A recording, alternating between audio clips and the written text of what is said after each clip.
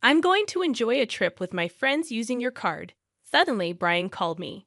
I had noticed he'd been coming home late and chatting with Nicole, acting strange. Was he planning something with her all along? I suspected they teamed up for a scheme. But thankfully, I was prepared. Maybe I should act surprised. Oh, really? Explain. I already knew Brian was leaving for a trip today. It's unbelievable if he's trying to trick me. I have been patient until now, but today I felt the urge to get back at him. It's time to fight back against those annoying siblings. Once today is over, everything will clear up. I hope they're having fun on their trip, unaware that someone in their group is on my side. My name is Pamela Smith, and I'm 33, living with my husband Brian. After high school, I started working at my current company, gained experience, and got certifications. Being valued for certifications and my track record, I got a lead position at 21. Even though I'm younger than Brian, I'm his superior at work. I trained him and two others. Brian joined the company a bit later, and despite being close in age, I became his supervisor. We started dating, and our relationship became typical. After moving in together, I noticed Brian's sloppiness. We got engaged, and Brian proposed that I become a stay-at-home wife. He had a dream of me handling the house, and he wanted kids soon. I expressed concerns about finances and not quitting my job even after having kids. I understand the idea of buying a house, but it bothers me that you earn more than me. Still, I want our house. I was thinking of getting one right after our wedding, but that might be tough. Since I already earn more, how about we manage the wedding and the house for now and think about kids later? We can decide what to do about my job then. All right, let's do that. Honestly, I didn't want to quit my job, but I felt like suggesting this. Otherwise, Brian might keep demanding. Before our wedding, we had an engagement party with both families. Brian's sister Nicole was away on a trip, so I met her for the first time at the wedding. She entered the waiting room without knocking, looked me up and down, and said, "So this is who Brian chose. A bit plain compared to his past choices, huh? I'm Pamela. Nice to meet you, Nicole." She waved her hand and left the room, leaving me stunned by her upfront attitude. Turns out, this sister-in-law is quite the character. Later, I greeted my sister-in-law's husband, and he seemed like a decent guy. The ceremony went smoothly, and after touring our new home, Brian and I bought the house we both liked.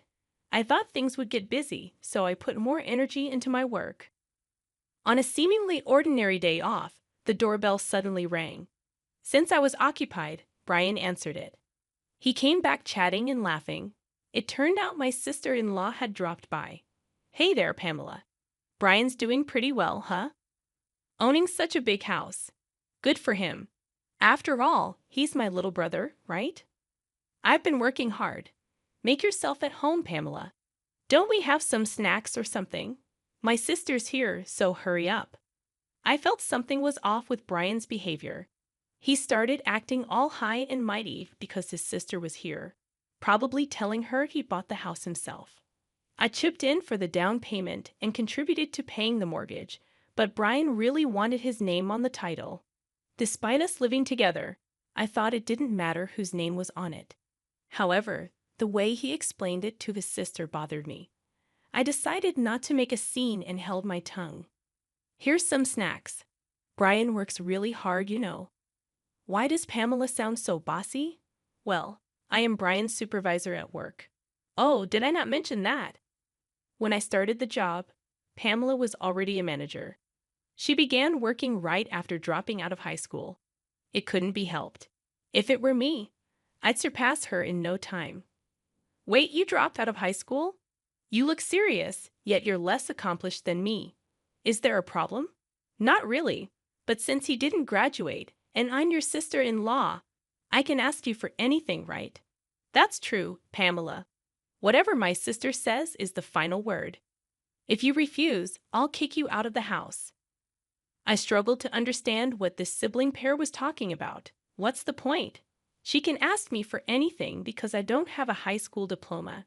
And if I don't listen, I'll be kicked out of the house. What kind of nonsense is this? I gave a polite smile and quickly escaped to the kitchen. From the kitchen, I could hear Brian's voice, and they seemed serious about their earlier conversation. After their talk, my sister-in-law came into the kitchen. Hey, Pamela, I've got a favor to ask. What's up? I kinda need to borrow a little money, like $5,000, please. How is that a little money? That's a lot. What do you need it for anyway? Come on, it's just $5,000. You're a supervisor, right? You must have a good salary. Oh, right, I needed to cover the remaining renovation costs.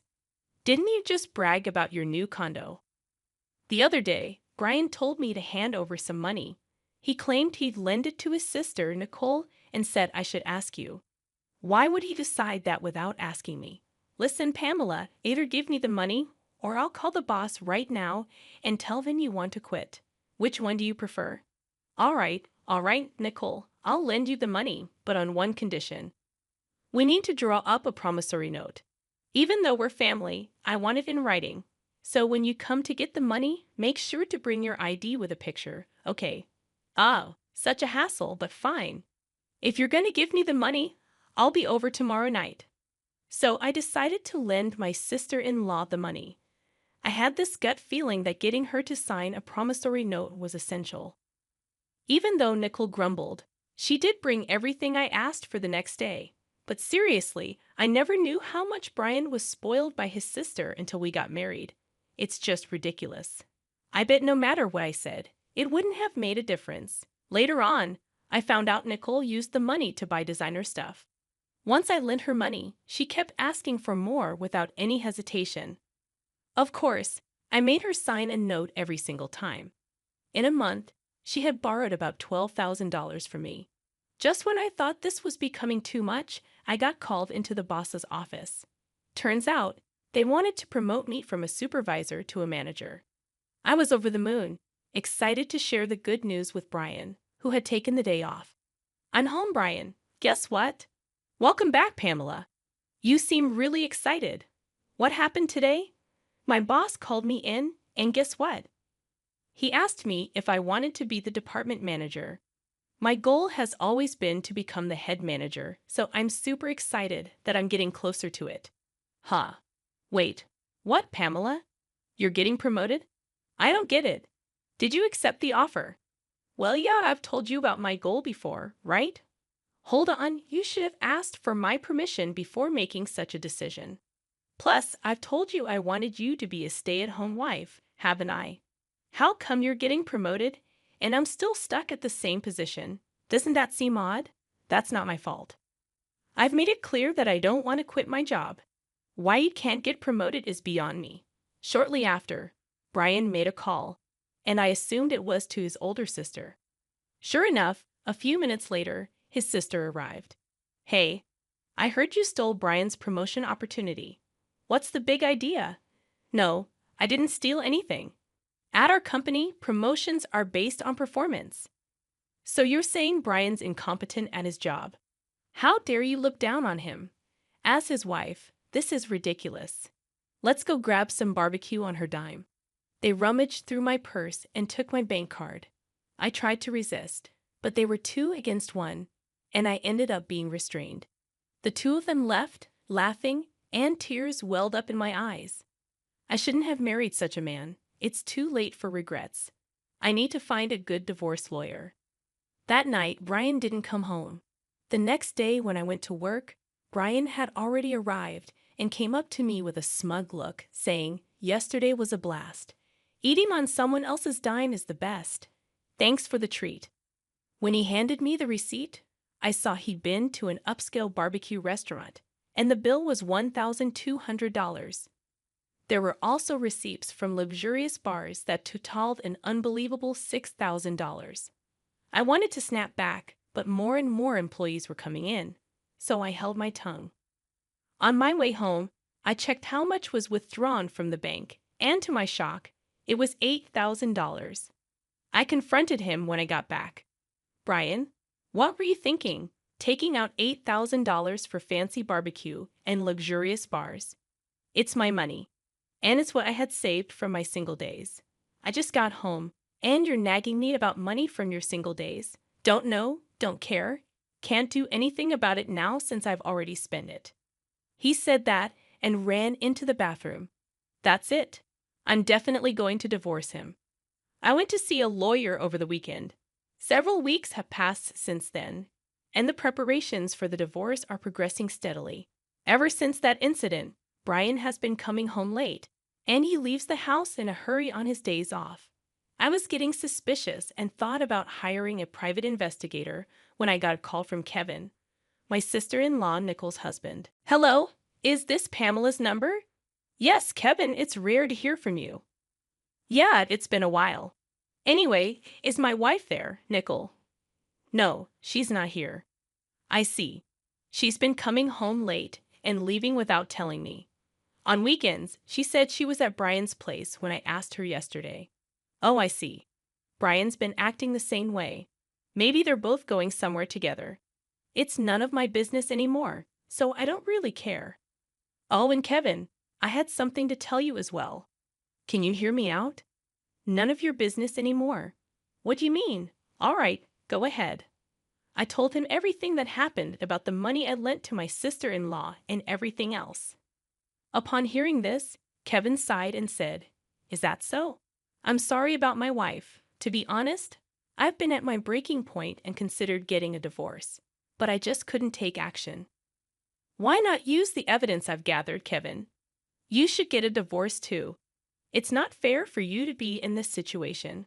Let's give those selfish siblings who spend money recklessly a taste of their own medicine. Yeah, let's work together on this. Oh, by the way, I think Nicole and the others might be planning a trip. He mentioned that she had urged him to take a long vacation, and there were travel brochures on Pamela's vanity. Curious, I decided to look inside the shelf that Brian had always told me not to touch. Sure enough, I found travel brochures and club cards. That's when it clicked for me. Kevin, I think they might really be planning a trip. I found some brochures. I've got an idea. As I explained the plan, Kevin laughed and agreed to go along with it. We decided to coordinate further via text and ended the call. I also sent him some potential evidence that could be beneficial for the divorce and meticulously planned our next steps. 2 weeks later, early one morning, Brian left the house. I knew about it since Kevin had informed me the day before. A few hours later, Brian called. I'm going to have a blast on your card with my sis and friends.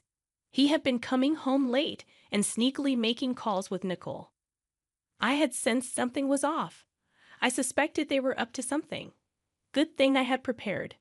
Maybe I should act surprised. Mine? What? What do you mean? Explain. Seriously, you didn't notice. We planned this trip ages ago. Kevin was just our backup plan in case something happened. We felt you've been getting too arrogant lately and talked about teaching you a lesson. Got it?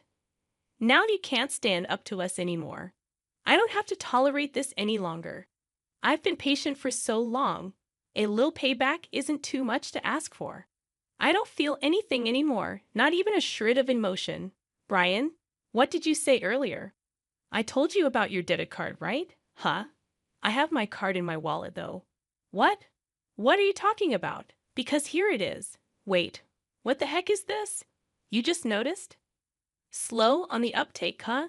Didn't you take my old gym membership card from the fitness club I used to go to? It's the same color and same stiffness.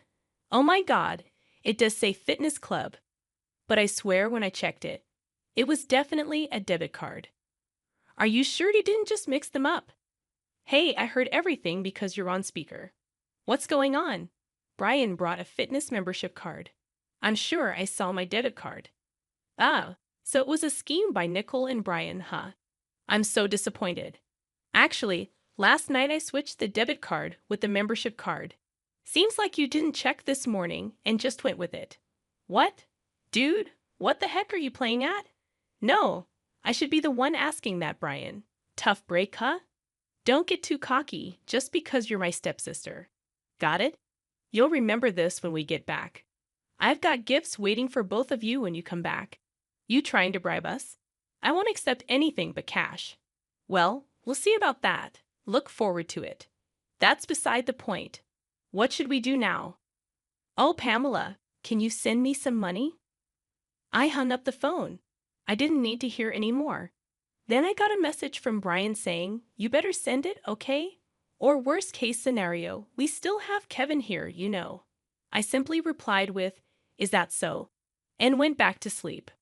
I was woken up by the ring of my phone in the afternoon. Looking at the screen, there were an incredible number of missed calls and messages. First, I called my brother-in-law and then answered Brian's call. "Hey, finally send the money ASAP, please. It's so cold. I think I'm gonna freeze." The reason they're cold is because they're in Alaska. Considering it's February, you can imagine it must be freezing if Brian and his group are saying they're cold. Seems like my plan worked. Really? You said Kevin would help, right? Or is he not there? What do you know something? Anyway, it's freezing and Kevin's not here. Should I clue you in? Since you and Nicole teamed up, Kevin and I did too. Simple, right? Now do you get why I entertained you guys for so long on that first call? To buy time, and Kevin, he hopped on another plane and is coming back here. I hung up once I got word he boarded the plane. Got it? What's your deal with my husband, huh? Don't tell me you're wrong. We teamed up to get back at you. Now find your own way back. See you. And with that, I hung up. Kevin should be arriving here soon. I decided to call in my lawyer. We had our final meeting regarding the divorce before Brian and the others would return. Why did I gather everyone here? I was sure Brian and the group would confront me. A few hours later, as soon as Brian and his group returned, they started yelling. "Pamela? Hey, what the hell? What were you thinking? Be prepared to move out, okay? Kevin's with you, isn't he? Why did you even come back first? Unbelievable. You okay with me leaving? You apologize. Shut it. Sit down." Usually calm, Kevin's shouting stunned Brian and his companion, making them sit down right away. The lawyer promptly handed out his business cards to both of them. Both looked dumbfounded as they stared at the cards. "Well, here's a gift from us." Kevin and I handed them a stack of papers. As they read through them, their faces turned pale. "Wait a minute. This mentions property division. You're not saying it's about divorce, are you?" "It's written on mine, too. It's a divorce. What did I do? Divorce has got to be a joke, right?" "Yeah, right. Kevin, let's head home." "I'll go first. I've been recording your daily outbursts. After some time, even the call you made from your vacation, Brian, you don't even know what you did. I can't continue like this with you." "Hold on, are you sure? I said it, didn't I? I'm demanding half of the down payment from when we bought the house, the rest of the mortgage, and the repayment of the savings you spent from when I was single." "Nicole, you spent the money you borrowed from me, and also withdrew from my savings with Brian, right? You're going to repay that." "No, wait, Brian. Didn't you buy this house?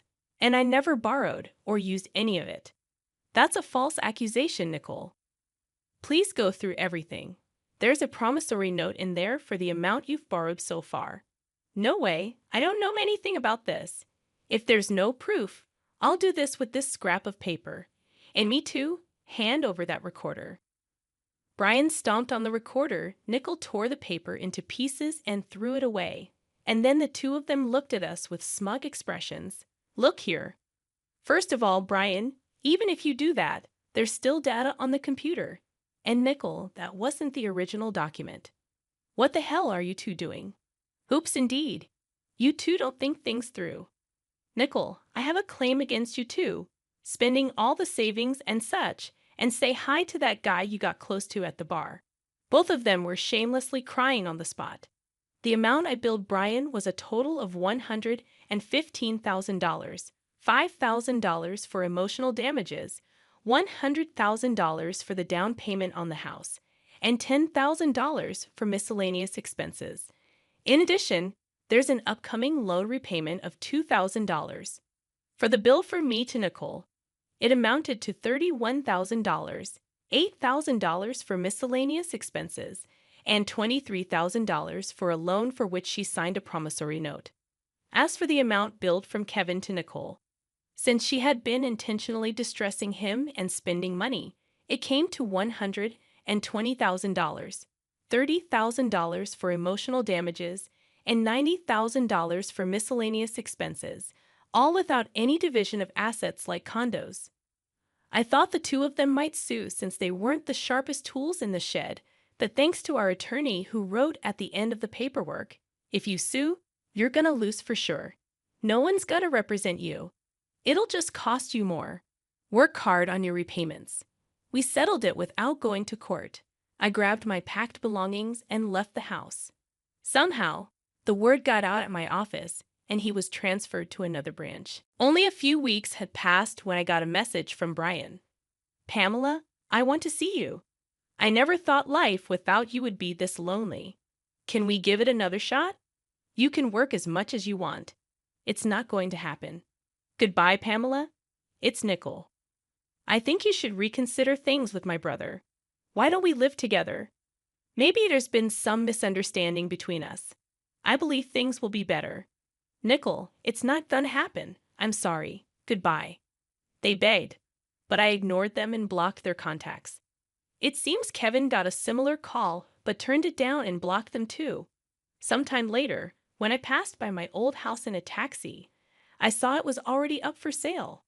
Since the repayment was done in one go, and I'd blocked all communications, I have no idea how they're doing now. As for me, I moved out and bought a condo. Work's been going well, and my boss recently told me that I've been promoted to regional director, a position I've always aimed for. I've also been out to eat with Kevin a few times. He's a bit older, but we click, and our conversations flow easily. Things feel just right now between us, and we think alike. Life's been good since the divorce. I'm glad I got divorced.